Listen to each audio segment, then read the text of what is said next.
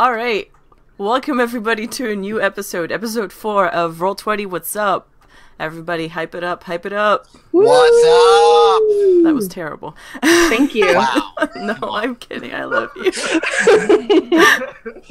Oh my god. You bring us up just to bring us down. No. Stay up. Love you. It's just... Oh my god. Anyways, it was really hard getting started with this one for some reason. We kept getting off topic, but let's not talk about that. If you're here and you're just joining us and you're wondering what Roll20 is, Roll20 is a system-agnostic virtual tabletop that allows you to play whatever game you want, tabletop RPG you want online.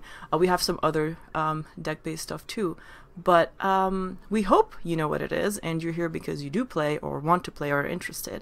And as you know, we are the... How do I make this not sound bad? There's no way to make it not sound bad. We work at Roll20 and we love it. There we go. Yeah. Hell yeah. I feel like that sounds good. Yeah. No, I mean, You're like, allowed to like where you work. I know, but it's just, I feel like I'm just betraying my comrades when I say stuff like that. But yeah. Woof. As you know by now, this podcast has 2 veterans on it. I say podcast / vidcast has 2 veterans on it. Our resident Dragon Dad and Wizard Trivia and Jeff. And we have the newbies, myself, Alex, and my dearest CeeJay. Look at that face. Alright, let's start real quick with the intro.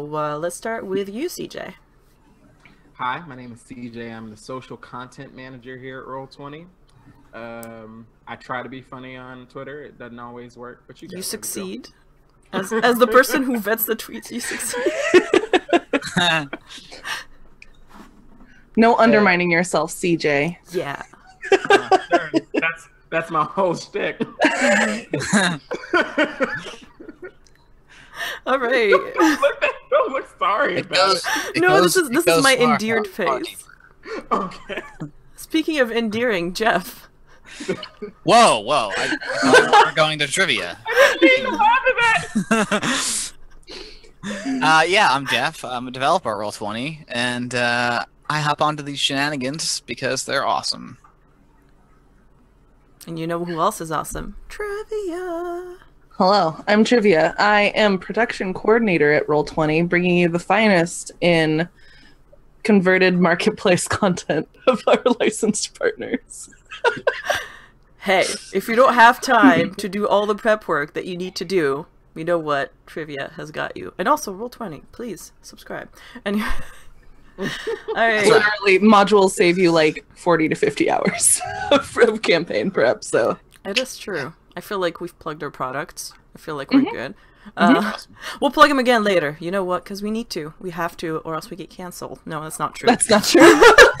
Yeah. That is absolutely not true. Please don't listen to me ever. On that note of not listening to me. Except for right now. Go. I'm Alex. For quick introductions, I'm the community manager, content person at Roll20, and I'm here to bring you that good, sweet content. This week, we're going to talk about character arcs and narration. And this topic was brought to us by Jeff, who has a lot of thoughts on the subject. So Jeff, why don't you tell us why you picked this topic and what you really want to say, but pepper it out because we have to keep this going for 45 minutes. Okay, well then.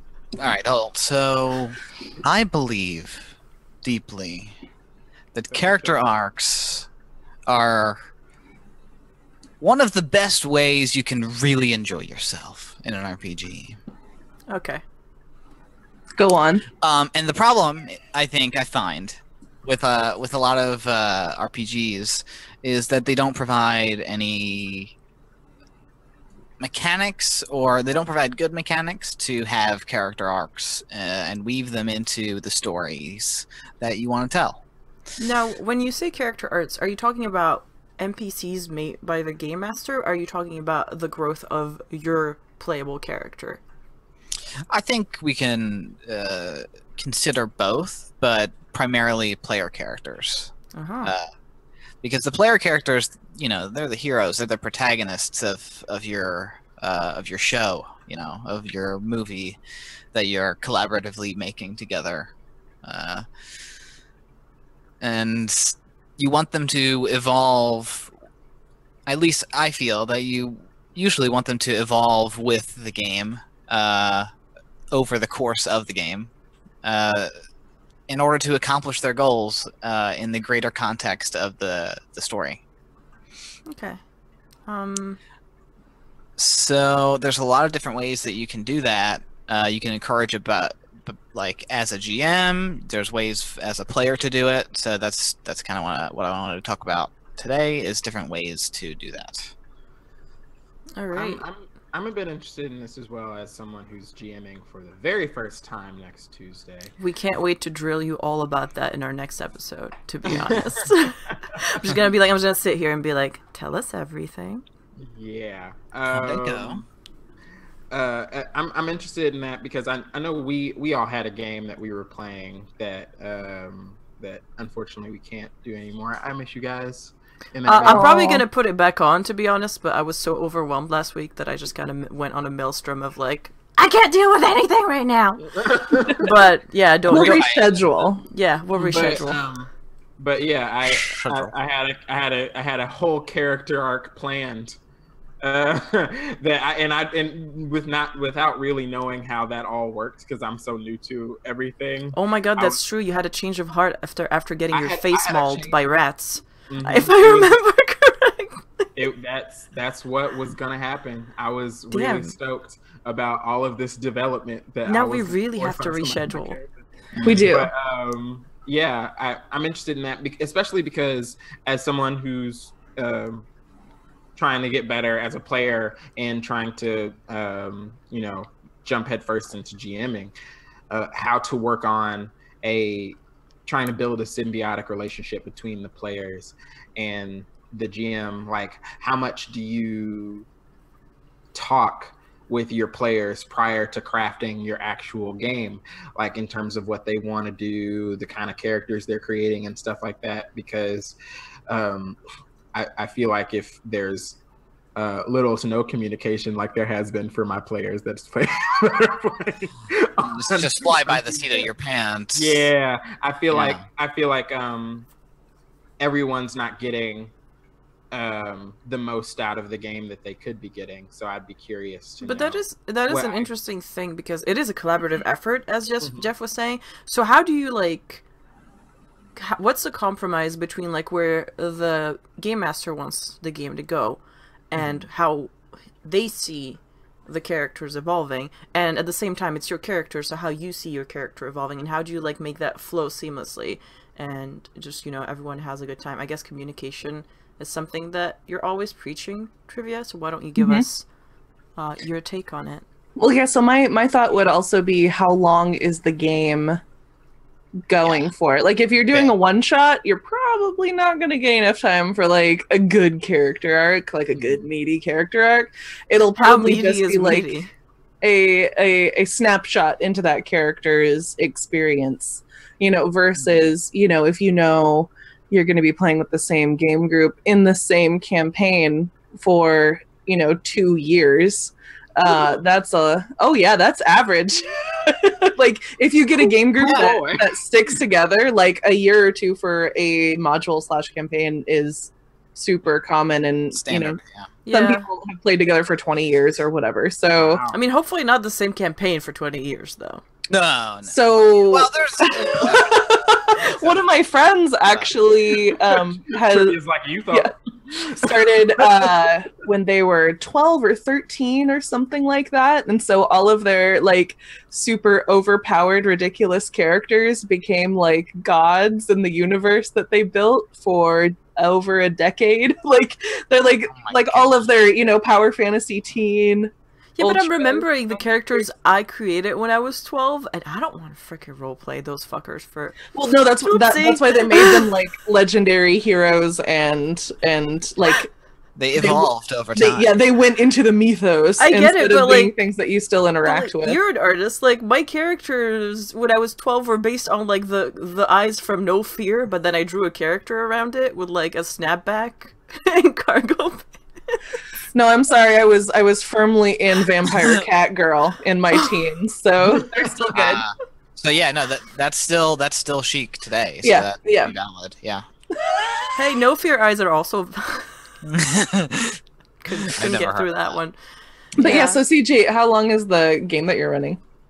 I'm just doing a one shot. Okay. Yeah. So I would not worry too much about providing a narrative arc. I didn't want to jump my first time GMing into like a campaign, just because I didn't want there to be more than like 5 times that we had to like get together and be like.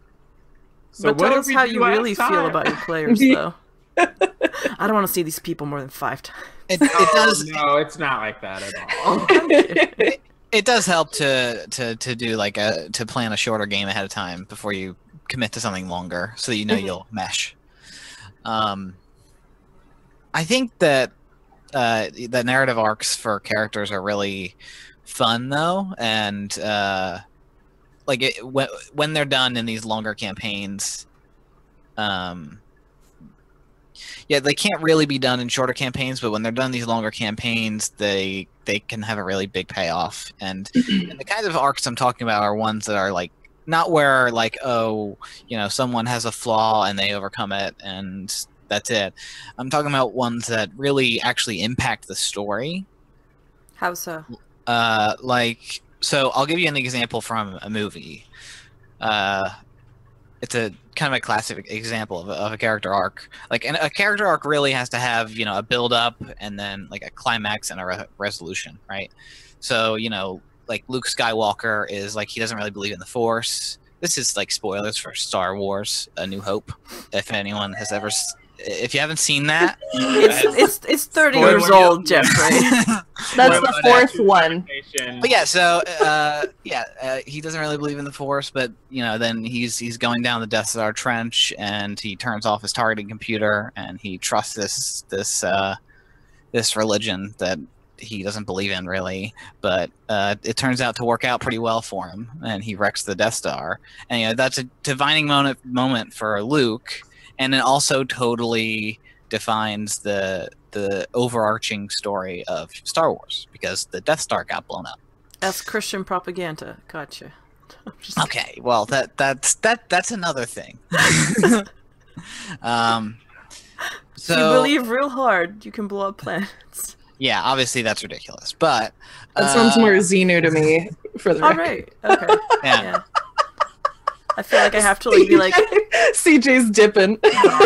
Sorry, Tom. I know you're listening, and I know you. These are jokes. This is my joke. Tom Cruise will never come on our podcast, and it's all my fault. And I apologize. come on, Triv. God damn. It's okay. No regrets. No regrets. So yeah, but like, how do you? Okay, but here's what I'm trying to say is that okay? Well, this was all written by like a panel of 12 men, right?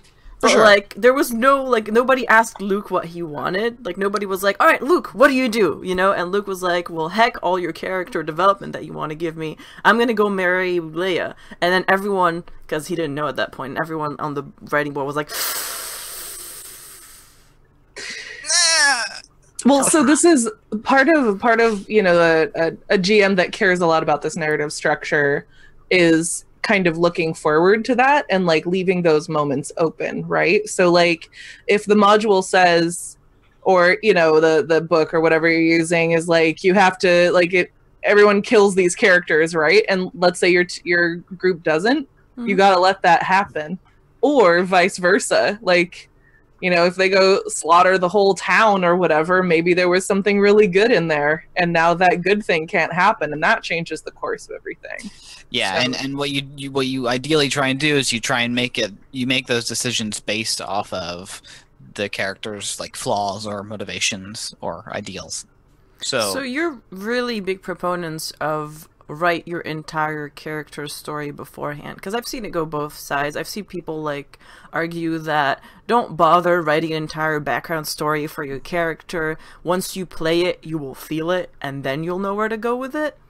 And then there are other people who are like, no, like define all their motives, define their background, define like their family, their extended family, what they talk Right. about on the Thanksgiving dinner table, and then Mine completely depends on the type of game that I'm Yeah. playing and the amount of Agreed. investment I'm going to put in it. Like, it has been years since I have had a gaming group where I felt like we were probably going to play for years.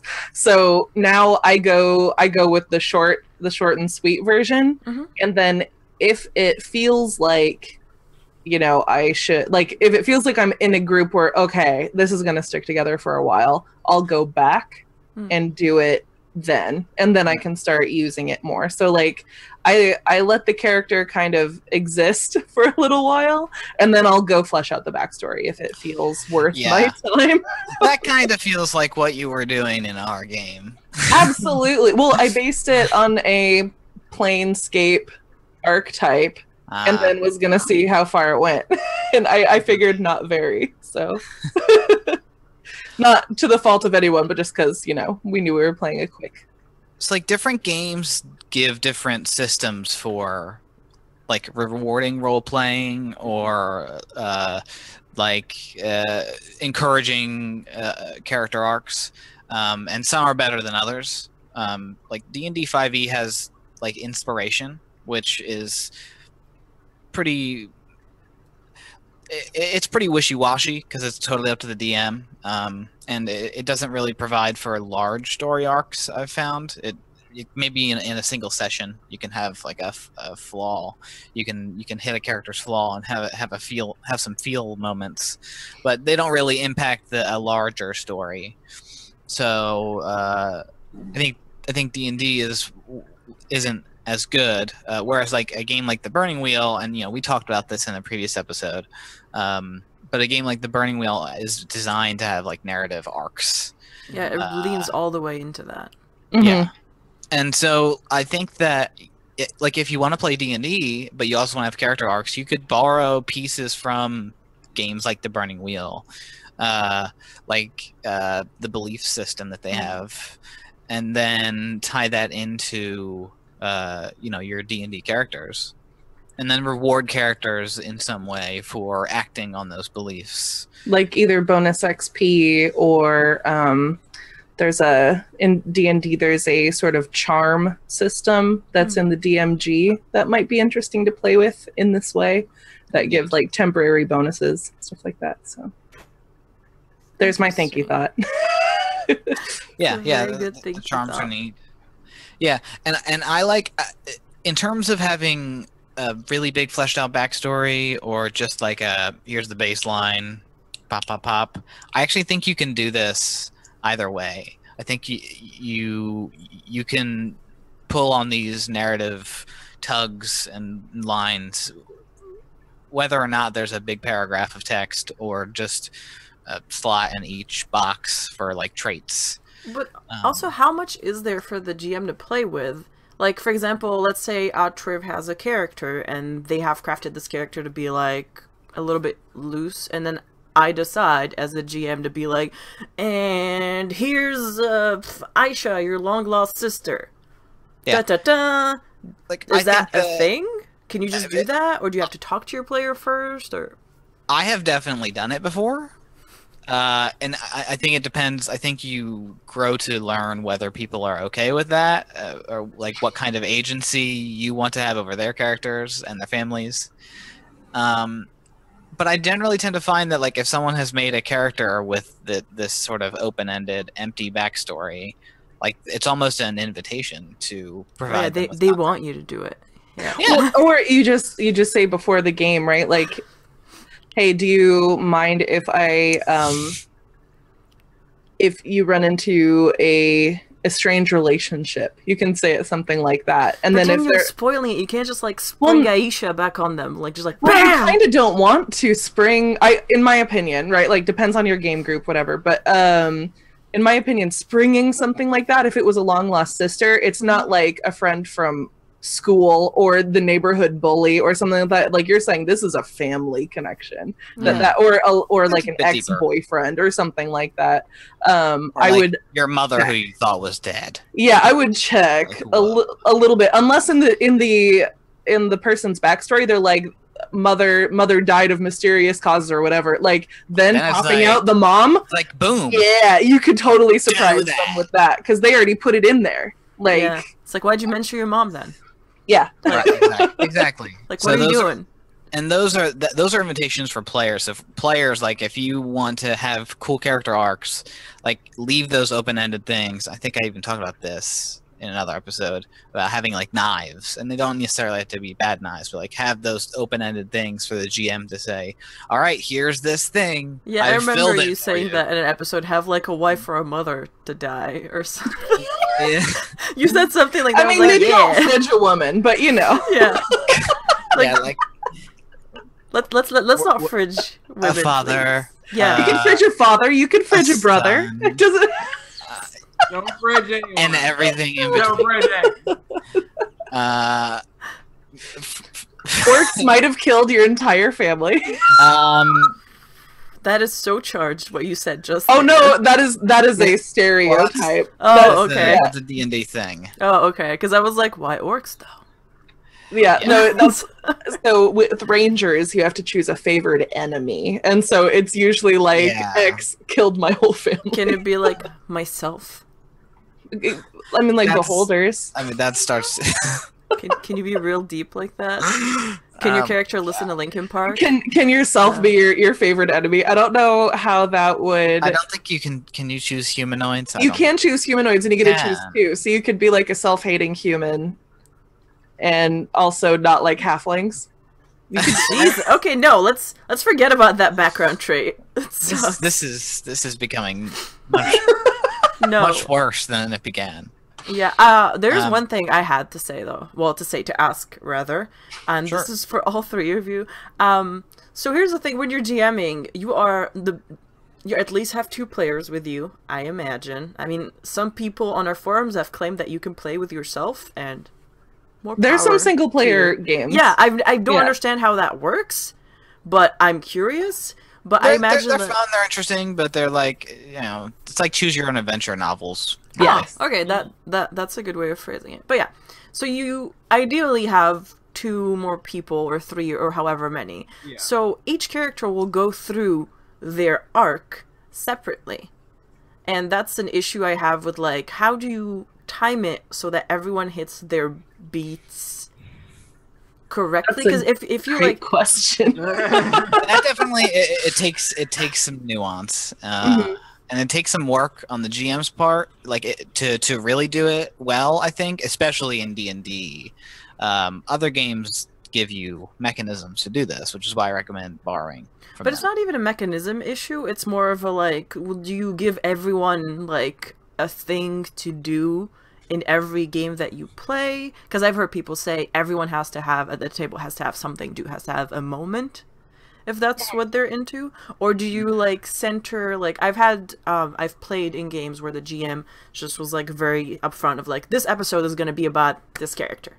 Mm-hmm. This is like their big reveal, their big moment, and the next episode is about either the continuation or like they tailor it in a way where like the other characters' skills are like kind of like setting it up for the they're player almost like to side like characters. For that part. yeah. I like that approach, and that's generally what I've taken in the past is to focus on one character for like a session, especially if I can make that character's arc or make that character's big change or whatever event that happens to them. If I can make that tie into the main story I'm trying to weave, then that affects everyone else anyway. Yeah. So everyone's involved. Sounds difficult. But Yeah, I think but it's it requires some work.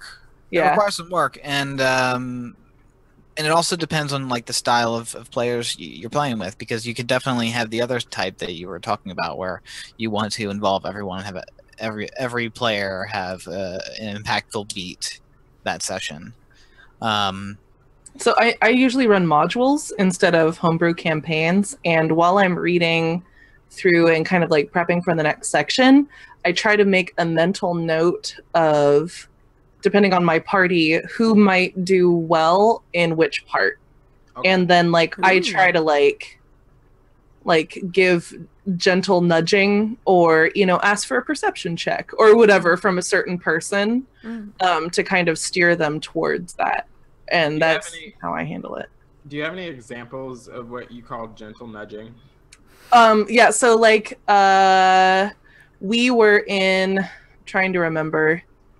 So we were playing Curse of Strahd, and we were at like Yester Hill, and one of my players was playing a fighter, a half-orc fighter named Karth the Blood Crusher. I thought you were going to say Carlos, and I was very excited. No, Karth the Blood Crusher. And there is a axe that you can get there that every time you use it hurts the player. Oh, Yeah, there is. And I thought that would be a very funny thing to give to Karth the Blood Crusher.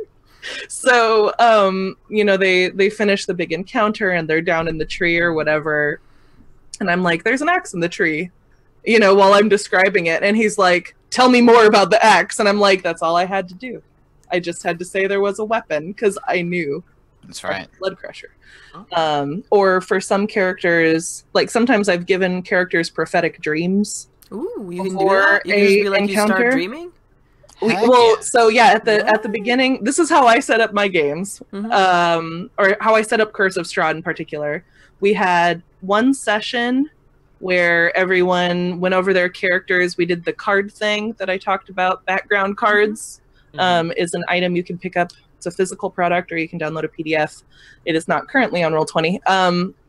So we had a session with that where we found out that 3 of the characters were all half brothers. And then the other 2 characters grew up in the same high class part of town. Wow. And It you know, just so veered into bougie freaking Family Feud. Palace. Yeah, they lived across the street from each other. And so we built all the relationships, right? And then they had their first session where they you know, got the Curse of Strahd entrance where somebody's like, there's vagrants on the side of the road, and you go in and find them, and then they steal you away into a very Barovia. Yeah. So we went through that, and then the next session I was like, while you guys are sleeping, because they're drunk or drugged or whatever, I was like, this is what happens. And I had a special dream with each of them that was a different place in the Curse of Strahd module that was supposed to be like a thing for them to find, or a thing that would happen, and then they would have like some precognition of how it was going to go down if they remembered their dream. Okay.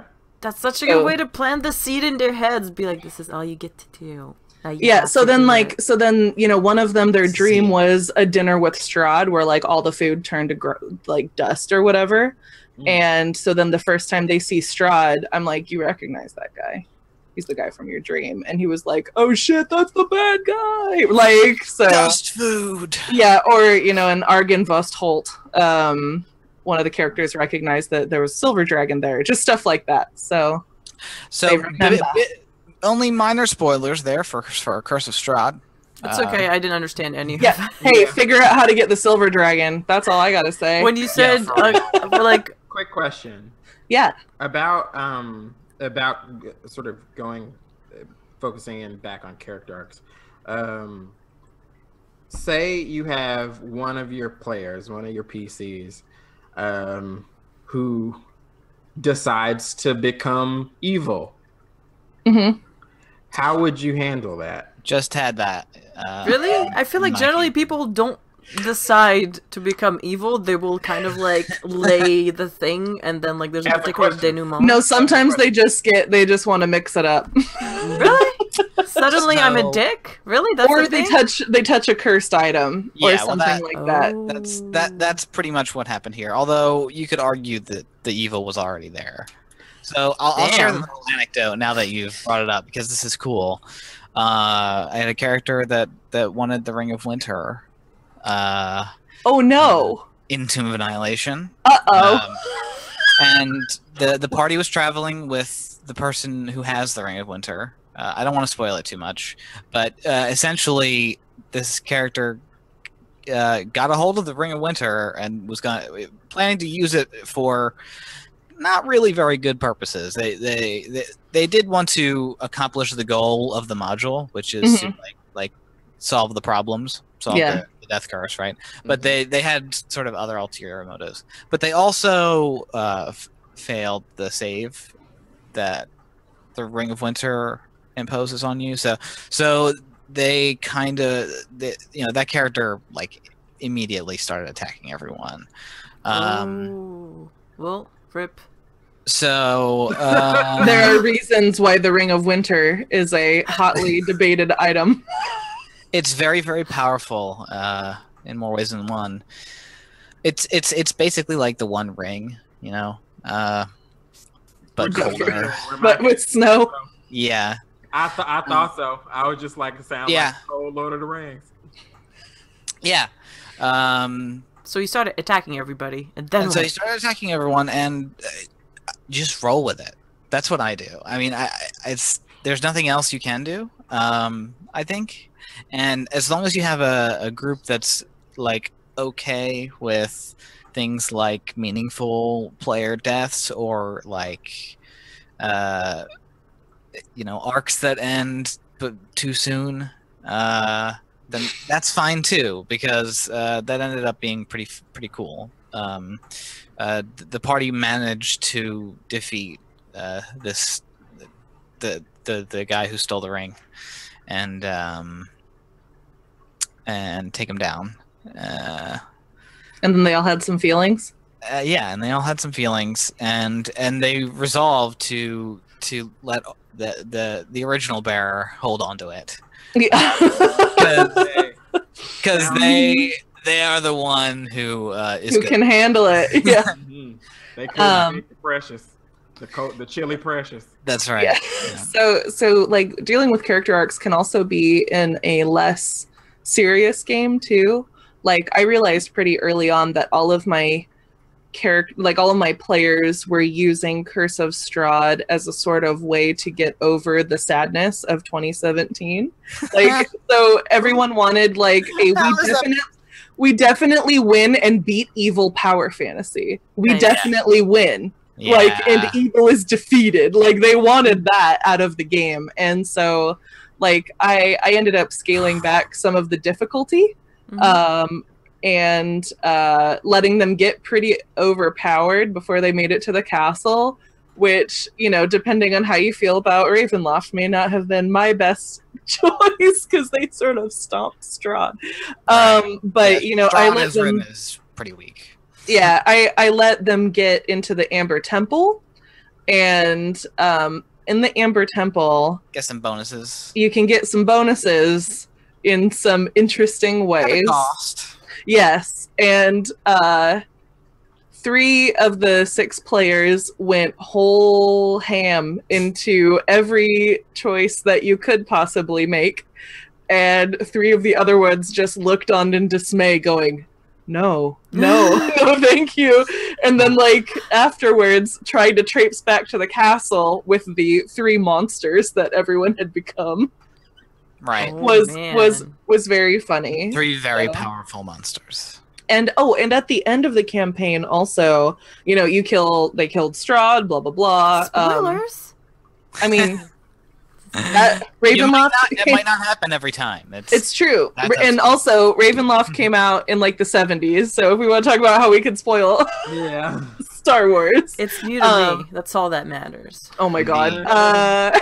So I let them each tell me what they did when they got home. I was like, how do you live out the rest of your days? Do you still remain an adventurer? Blah, blah, blah. One of the players who was trying to play a pretty like down-to-earth person, like a human person, was like, I buy a farm and I never speak to anyone again. And I was just like, that's legit. Character arc: deeply traumatized by the actions of your monstrously overpowered friends. Yeah. Yep. Went and bought a farm. Cool. That's always a good way to settle down. Yeah. Yeah, that's the other thing with like these. Like, I know that you can keep a character for a really long time, even like cross campaigns and whatever. But like, how do you, if you're having like different GMs and all of like different people basically sinking their little like narrative fingers all up in your character, I will find a better metaphor next time. Then Narrative fingers are fine. Carry on. Thank you. Then just like kind of like molding it, like it's really hard to keep the integrity of a character, and that's one issue I have with a lot of tabletop is that I know what my character would do. I have an idea in my head, but once your character is like facing an intergalactic evil and then sees like a bunch of people they love start like dropping like flies and is just kind of in the middle of it and has like to kill for the first time because you know, like that changes a person. It does. That's the point though. Yeah, and you get to make the choice as the player how much that affects your character and how like into it you get, right? Like a lot of times when I'm playing D&D, I'm like, this is a game about killing monsters and that's what's gonna happen. So I don't go that hard, but if I was in a game where everyone did, that would be very fun. If everyone like killed, or like if everyone actually had feelings, like let those things affect them, like, and added them to their character instead of just like, yep, a notch on my blade, another goblin. But slain. that's like... where I come from.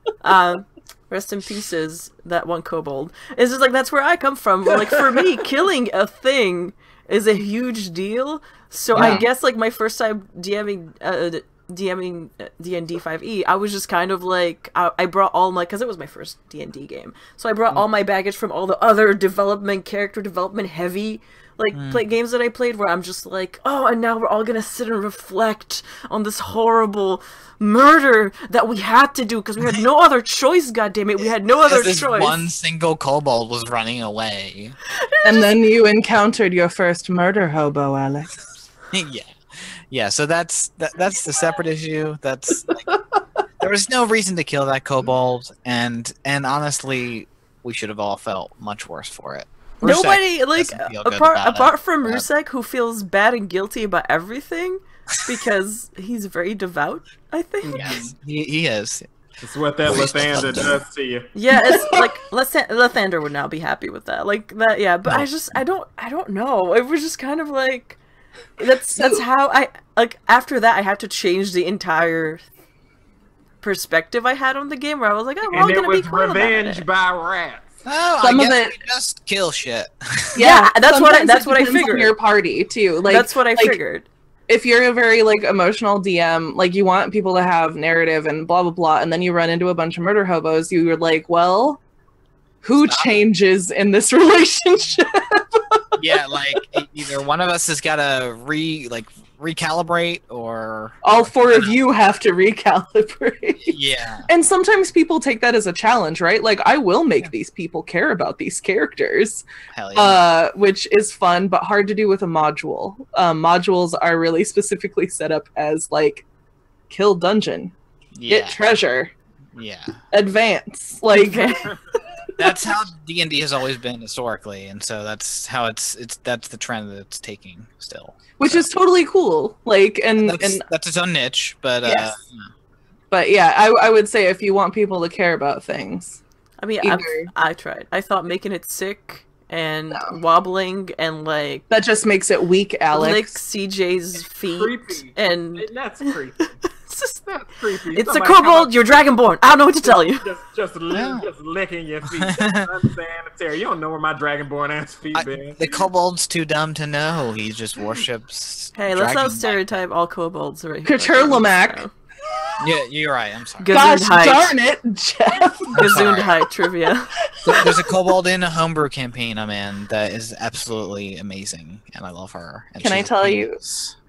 Can I tell you guys about the game that one of my friends is running that I get to be in? Please do. Do you know about Steve Lichman? No. So my friend also didn't know about Steve Lichman, which surprised me. Steve Lichman is a comic about a whole bunch of old school D&D monsters, but that have like lives and are in the like the. It mixes between like adventurer times and modern times. I'll give a slight content warning. It is you should be over 16 before reading this comic, and it has a little bit of old school language that is maybe not sensitive for all social classes. Oh, I It's- was like, what? Sure. As somebody who watched a lot of movies in the 90s, I don't care. But as I was watching it, I was like, dated, right? You know what I mean. This is Did someone make a blues traveler joke or something? No, someone used an inappropriate word that wasn't a swear, but That wasn't blues. it was Traveler. just a rude word. But Yes. like they introduced Dracula to the Kiefer Sutherland vampire from Lost Boys, and it's very good. Anyway, so the game that my friend is making is a minion game, an evil minion game. So everyone gets to play a character from the Monster Manual that would be in a dungeon, and we get to go take care of a city. What? I Take love care it. of. Mm-hmm. What do So- you mean by take care of? We're gonna go infiltrate a city. We're gonna go attack a city. Okay. Oh wow! I didn't know if it was like a game where a bunch of monsters run a city, or Oh no! Oh my god, We're Monster flipping the City, script. We're Monster flipping the City script. Simulator. Yes, I'm super into it. right? That sounds Yes, awesome. yes. So I kind of hope that I get to play like a gibbering mouther. Oh god.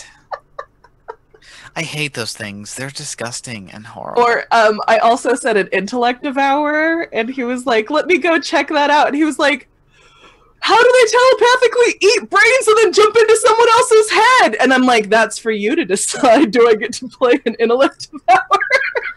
Yes or no? You asked, "What do you want to play?" Yeah. So That I'm very sounds very excited. fun. Mm-hmm. A lot of chance for character arcs there. You can But I be get an the feeling intellect it's a devourer. more fun feeling game instead of incredibly serious. Lighthearted stuff. I mean, it can't. I mean, why not both? You know, Lighthearted, I don't know. lighthearted, goofy. Like the Star Lighthearted, Wars goofy. games, the Star Wars game, which was my first experience with RPGs, I played Age of Rebellion, I think, or Edge of the Empire, one of them. So I was a character. Since I didn't know how to make a character, and I was jumping into a campaign because like a player had just like left. I was given a character after me and the GM like sat down, and then he talked to me for like 15 to 20 minutes, and he's like, "This is a character test." And I'm like, "Okay." And he's like, "Answer these questions. How would you feel if you were betrayed by family?" And I'm just like, "Oh, cool." So I do like all this thing that he had prepared like super religiously. And then he goes away for like a week, and he comes back and he's like, "This is your character." And he just gives it to me. And the character is the rebellious daughter of a high-ranking politician who used to like march in like alien rights marches, and then realizes her dad is a corrupt piece of garbage, so she steals his very high-level weapon gun that he keeps in like, because he wanted to give me a weapon to catch me up with the rest of the party, from her dad, and she fucks off. She doesn't give a crap, and then she joins the band of adventurers to take down basically the corrupt government, and she has like an in. So she's brought in as an informant by the person running the rebels, like, or like running that faction of the rebels. And I remember seeing that and being like, "Wow, you get me."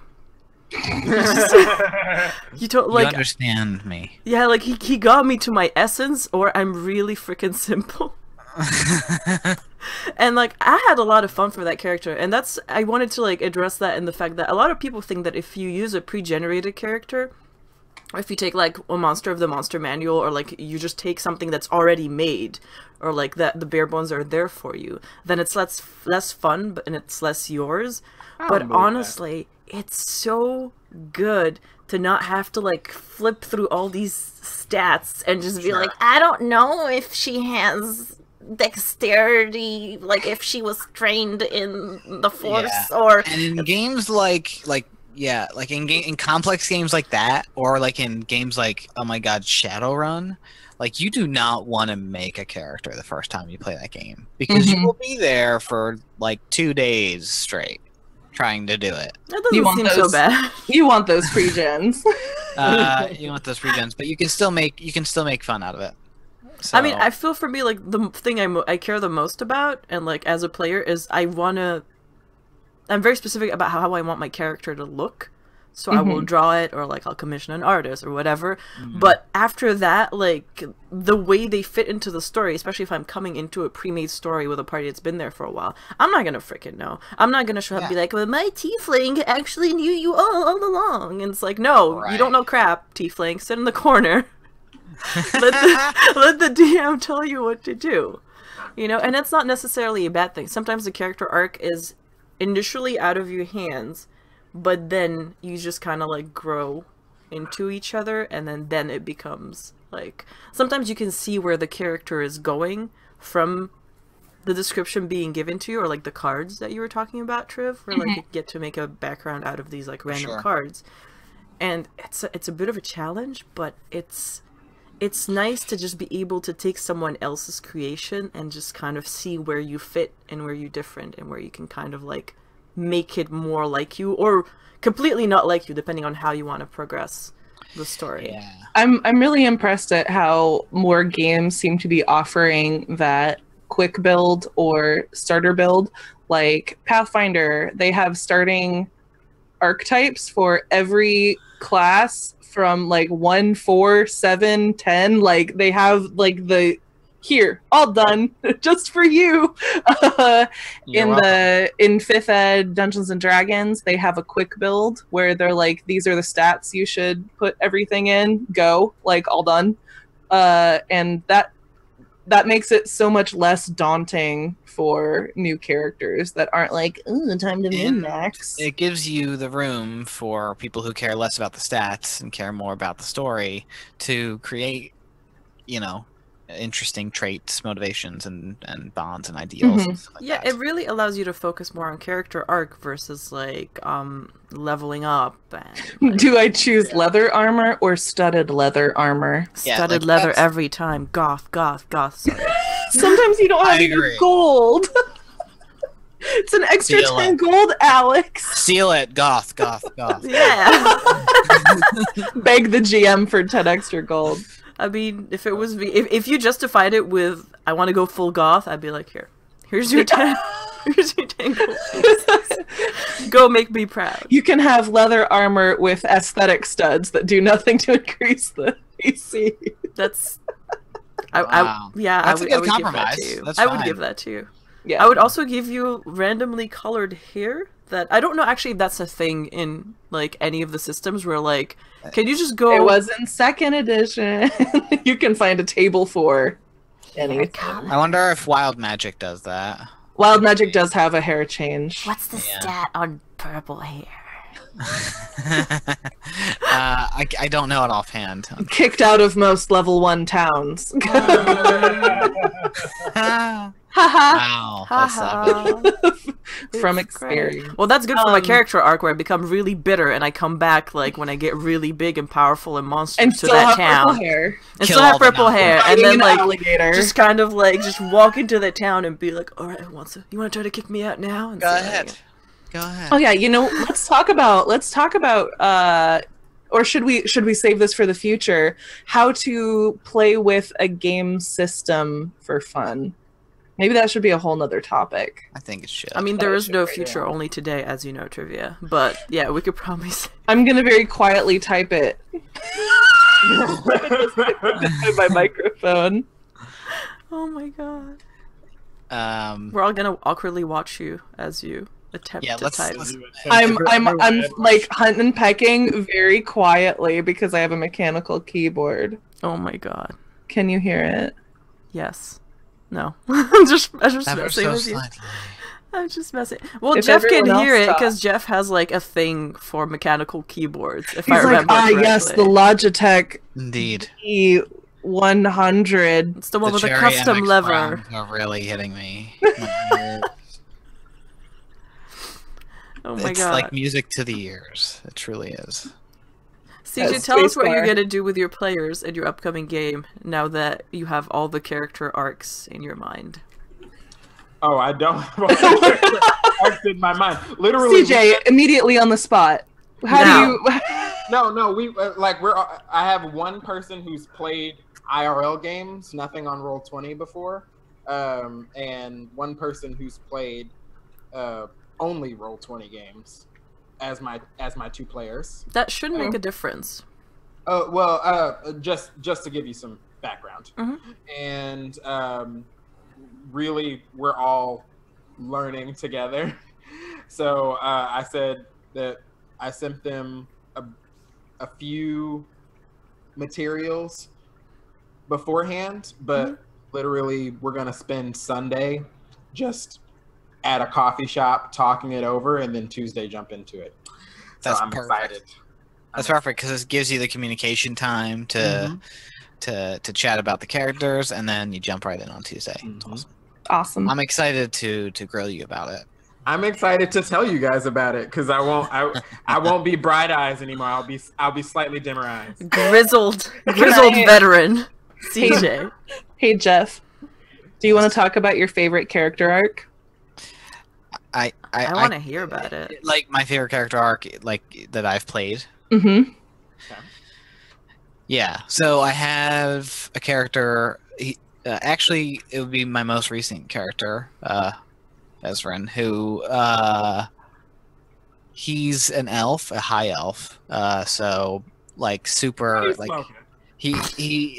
Thank you for making that joke instead of me. He was not smoking anything. A very expensive wine. But he was born into a noble family and like basically surrounded by like pretentious people, and you know his kind of like his starting off thing was that he wanted to get out of this noble bullcrap and adventure in the world because the nobility was just filled with corruption and all that nonsense. So let's not fix it. Let's run away. Yeah, exactly. Right. So he's not old enough to fix it yet. Yes, we're getting there, Alex. This is a character arc. I'm so excited about this character art. Hit me. So you know, he leaves, and then you know lots of stuff happens in the campaign. He meets you know the party. He's a bit weirdly standoffish to them, but they sort of start to teach him. Like you know, he's less of an asshole than other elves, but he's still kind of not very pleasant. And they begin to teach him like don't be mean, don't call people like a beast, like if they're a fearbulg, like that's a derogatory term, like you're making them feel bad. Aww. And so Vezrin kind of learned that empathy, and then when he finally was able to come back to the city, which is called High March in the campaign, like he brought that empathy with him, and he brought it down hard on his family and basically yelled at them for being assholes. And you know, it's a very long story and it's very convoluted, but like the TLDR is that right now, like currently, the structure of the nobility in High March is very, very destroyed. Dang. And Vezrin is kind of much more intricately involved now because he knows that he needs to change his people because he changed too. And I think that is my favorite. That's a very current and relevant character art, I feel, to like current events. Yeah. Not to Jeff. Not to me. Not to Jeff. I mean I can't complain about my life. I was like, go ahead with your elf self. But you know, I'm aware of the world. Joe woke elf. Yeah. You are playing a woke elf. Yeah, I mean that's pretty much it.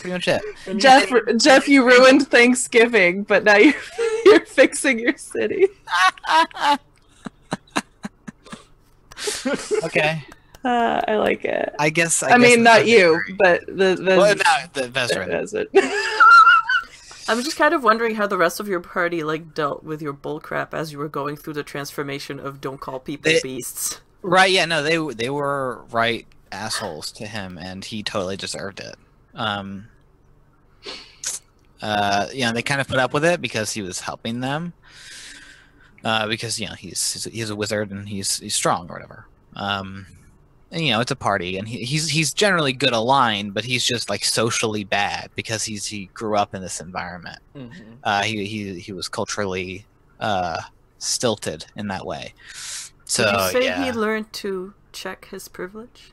that's exactly correct. Yes, he learned to check his privilege. So they did the rest of the party not take his shit, but gave him a chance? That would be entirely accurate. Yeah, they didn't take a shit, but they gave him a chance, and it actually came to a head with one of the other party members, where there was a physical confrontation. Give us a drama. Did he get hit? Oh yeah, Vezran got the heck beat out of him.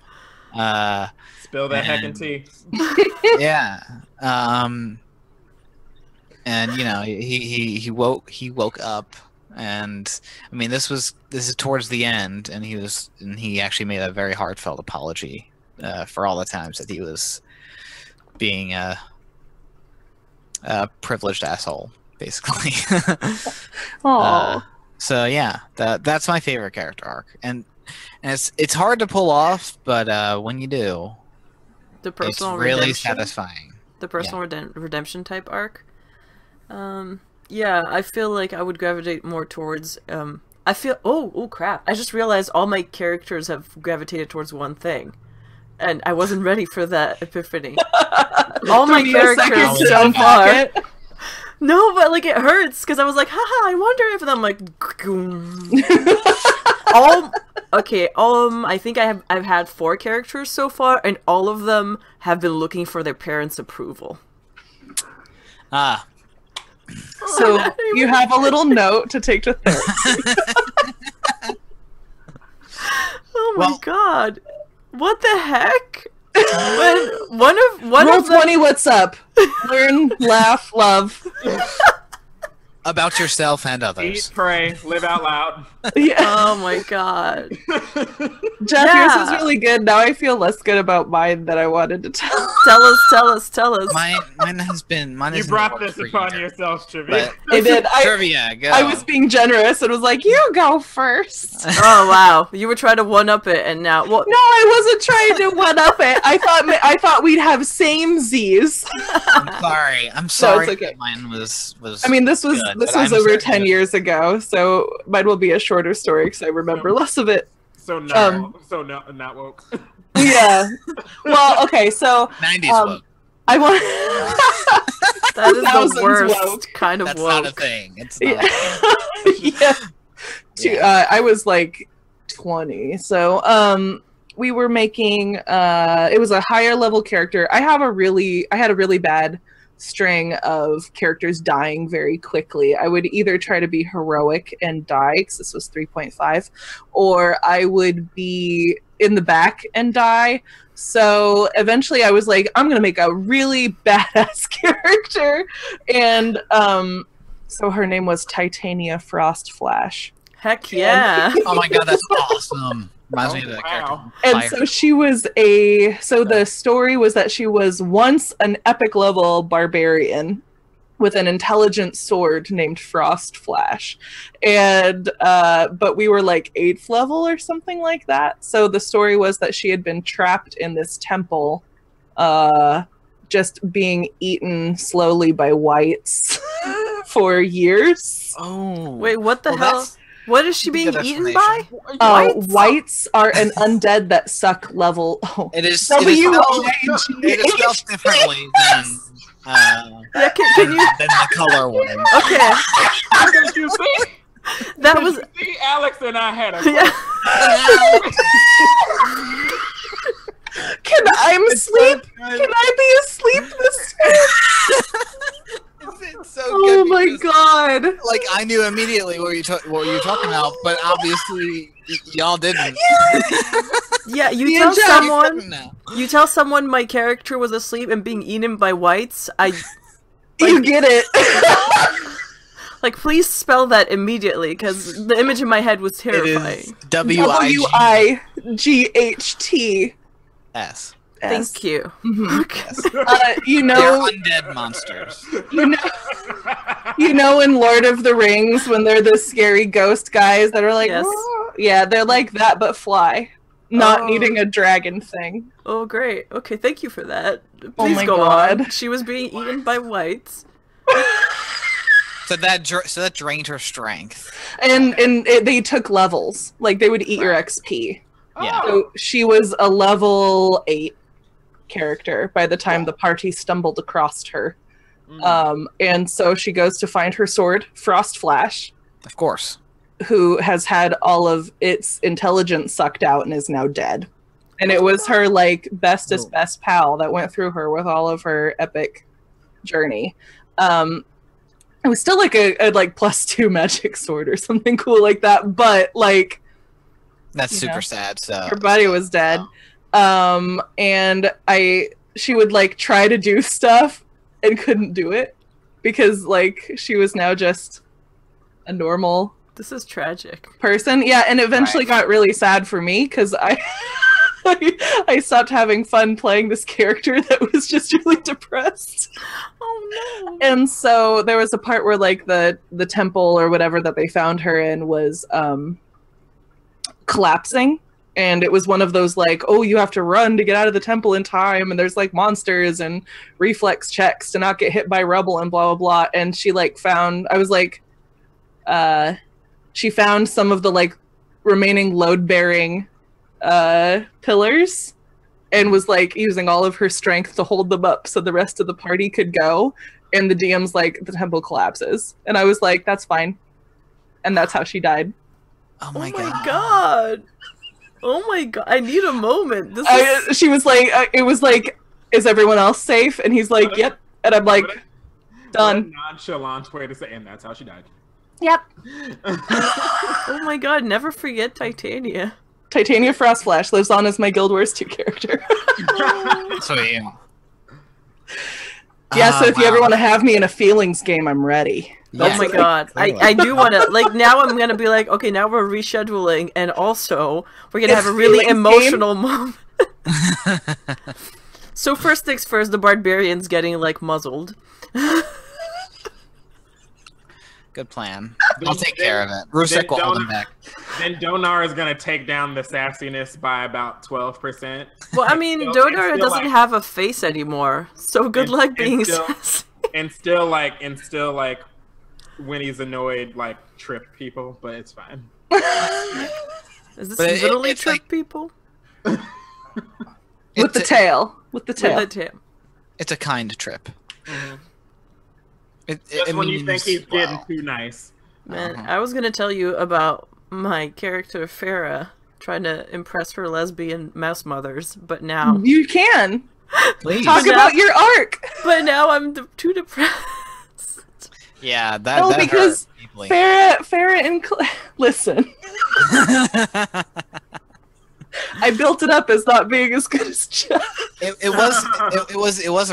a really cool ending though. Yeah, that was really dramatic. You know, you've already been an epic barbarian, right? You've already done. I thought it would be really fun, but it just made me sad, so I killed her in the most epic way possible so I could move on. Right. So yeah, you sacrifice yourself for the good of the party as your final act. I want to know that this was after a half-orc bard who just wanted to be pretty and go to all the balls. And then a wizard who had a pseudo-dragon that she cared about way more than anyone else in the party. So she ended up dying, obviously. And then it was like, no, this character will be cool. That reminds me of your mouse guard character who only cared about her pet bee. Their pet bee, sorry. Yeah, no, they were adorable. Yeah, I knew that was going to be a short game too, so I wanted to have a character that could have an arc. That the end of it was the end of the game. I went into the game wanting that, so I'll do this one really fast. So we had a mouse guard game that was streamed, which you can go find on the Bubbernut. Is it the Bubbernut? Is it the Bubbernut? It might be the Bubbernut's channel. Yeah. Where my goal for that character was for her to solve a bee crime mystery, and then become so sick of being outside and having to deal with shit that she quits the mouse guard and just becomes a beekeeper. That was my personal arc for the character, which happened. So Yeah.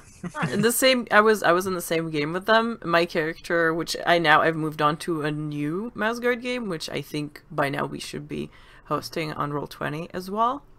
I think. Woo! Yeah, it's exciting. So her name is Farah, and she's the daughter of like 2 tavern owners. So like, and they're both like girl mice. So like it's just like 2 lesbian mice. Don't ask me how it works, okay? Mice can talk in this game. Don't freaking ask me how they're queer. They both own taverns, or they own the same tavern? No, I mean now they own the same tavern, but they started as like, you know, competitors. just like so like their families were competitors. Like in You Got Mail. What is it? I don't know. Listen, I only watched that movie in theaters when I was 14 to make out with my boyfriend, so I don't know anything. I have no idea, but sure, it's like You Got Mail, but with a bar and mice.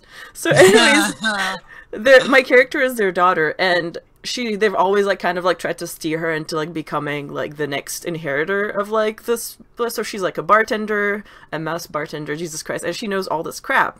But she decides to like mouse tender. So then she decides to like rebel and be like, no, I'm better than this. I don't want the cushy like tavern owner life.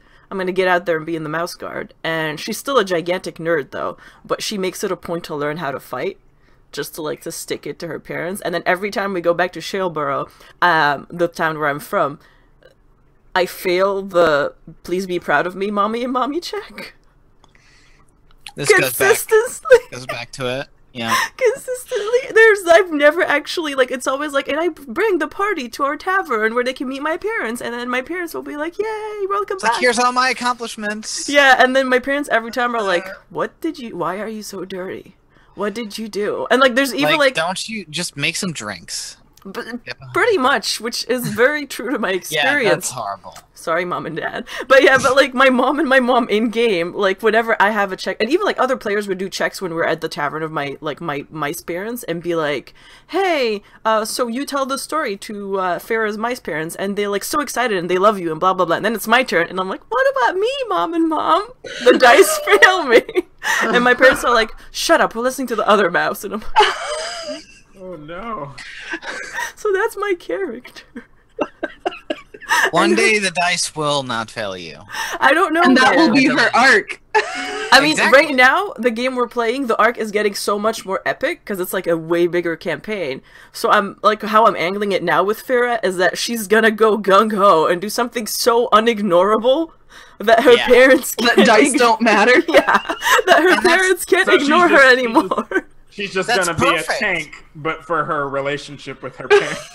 That's perfect for a character arc too, because that's the climax of you wanting to get approval for your parents, but also it moves the story forward because you do an epic thing. Yeah, like she's out there swinging her like axe around and just doing epic shit. She's gonna come back to her parents covered in like guts and blood and be like, "Are you proud of me now, mom and pop?" And they're gonna be like, "Get cleaned up." No, then it's a scripted cutscene. You don't have to do anything. I might have to talk to the GM and be like, please don't make me roll in the players. Please let my parents love me. Please, you're God here.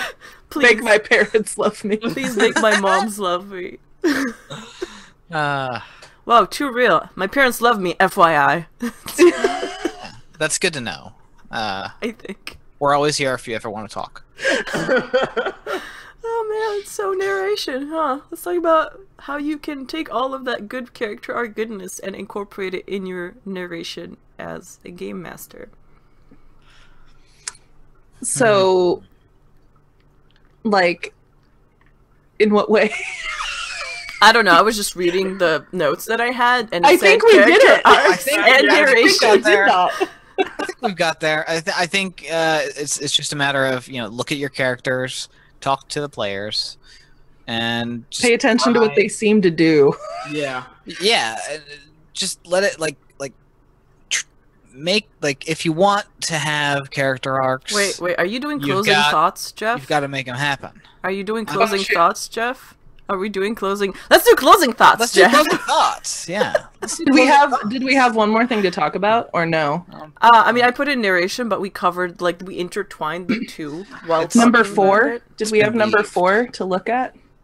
Oh no. Oh my god. Oh, you're trying to ask me if we have like any questions from our viewers. Well, since we're airing the first episode today because we back like Oh, I record didn't, these. okay. Yes. Then no, we do not. That's fine. That's perfect. No, I have the thing open. Yeah. Look what I've done. Beautiful. Oh. Thank you. I'm sure everyone listening to this is extremely confused. So let's do closing Yes. thoughts. Closing thoughts. Jeff, you already started and I so rudely interrupted because I am awful. That's my character development for today.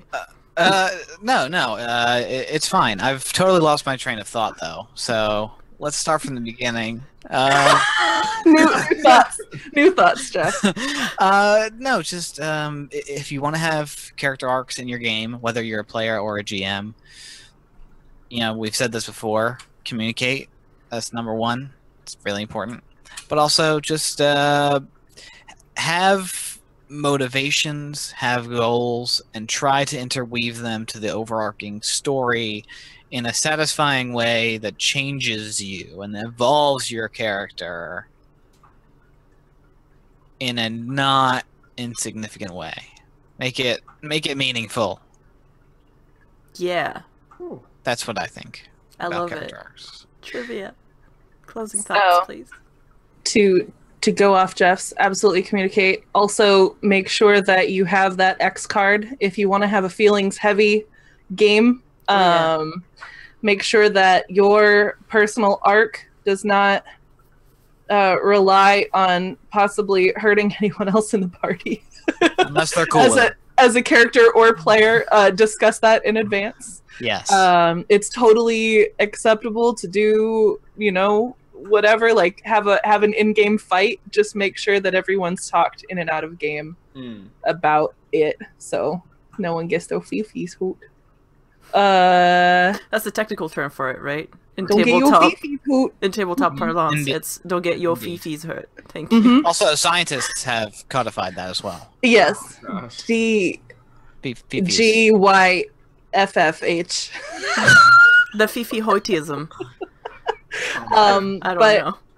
But yeah, like have a fun game, have a serious game. Just game, y'all. It's fun. Do it. Game it up. CeeJay, closing thoughts. Closing thoughts for CeeJay. Do not base the arc for your first character in the first tabletop game you play on Prince Zuko from Avatar: The Last Airbender. Because without everyone's consent. Is that what you did?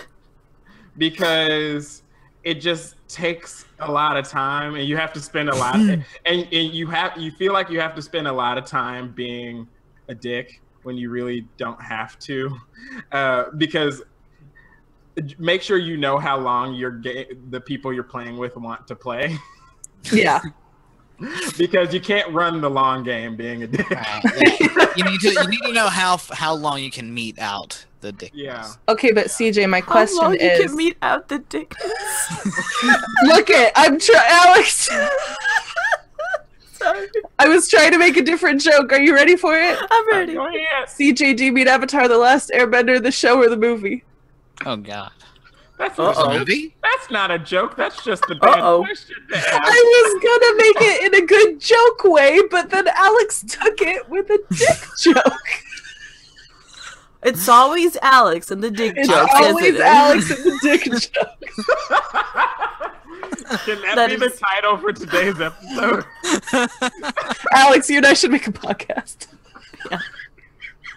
We really should. Oh my god, my perfect cheekbones hurt. Oh my gosh. Well, those are all my closing thoughts. Yeah. Alright, closing thoughts for me. If you need validation from your parents, just go and ask them about it. Just be like, just be direct, damn it. Communication. Yeah, just talk to your parents. In game and out of game. Also, believe in yourself. That's all I have to say. This was a very emotional episode for me. Alright, I'm gonna do shoutouts real quick. Shoutouts to Drummer Boy, who made the awesome music that you hear at the beginning and end of our vidcast podcast. you should go check out their SoundCloud and Patreon. We'll try to put that in chat for you.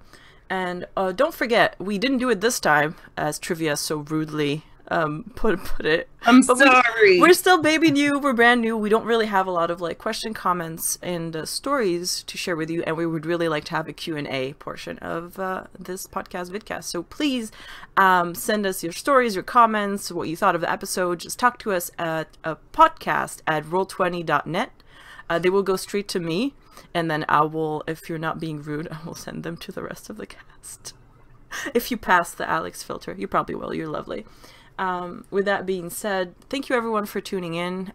Keep playing. I hate to say this, but I think we're going to call our people rollers. I really hate that denomination. I love it. Oh, fine. I guess keep rolling. Thank you Keep for on joining rolling. us. Thank you for joining us on Roll20. What's up? Bye-bye. See you next time. Bye. See ya. Bye.